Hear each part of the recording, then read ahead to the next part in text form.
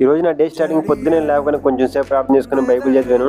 నా Bible study న్యాయాధిపతుల గ్రంథం 7వ అధ్యాయం వరకు వచ్చింది. నిజంగా ఇప్పుడైతే కనుక నేను బైబిల్ చదువుతా ఉంటే చాలా ఇంట్రెస్టింగ్ గా ఉంది. ఇంకా చాలా బాగా అర్థమవుతుంది. నేను ఎందుకని ఈ మాట చెప్తున్నానంటే కొత్త నిబంధన చదివిన తర్వాత పాత నిబంధన చదువుదాం అని చెప్పి చాలా సార్లు ప్రయత్నించగాని నాకు అర్థమయ్యేది కాదు. అర్థం కానప్పుడు నేను చదవకుండా మళ్ళీ తర్వాత చదివేవాడిని, లేదంటే ఆ తర్వాత రోజు చదివేవాడిని. అప్పుడు కూడా అర్థం కాకపోతే 2-3 రోజుల తర్వాత చదివేవాడిని.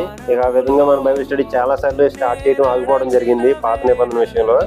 ఒకసారి ఆదికాండం 38 వరకు వచ్చాను, కానీ 38వ అధ్యాయంలో యోధాకి తన కోడలకి మధ్య జరిగిన విషయాన్ని బట్టి అక్కడతో బైబిల్ చదవడమే ఆపేశాను.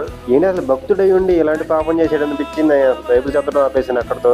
కానీ ఇప్పుడు నాకు అర్థమైంది ఏంటంటే పాత నిబంధనలో దేవుడు ఏర్పరచుకున్న చాలా మంది భక్తులు పాపాన్ని జయించలేక పాపంలో పడిపోయారు. ధర్మశాస్త్రాన్ని అనుసరిస్తే పాపంలో పడిపోవచ్చు, కానీ యేసుక్రీస్తుని అనుసరించేవాడు పాపంలో పడిపోడు. మీరు ఆత్మను అనుసరించేవారు అయితే శరీర కార్యములను ఎప్పటికీ చేయరు. మీలో ఉన్న ఆత్మని ఆర్పివేయకండి.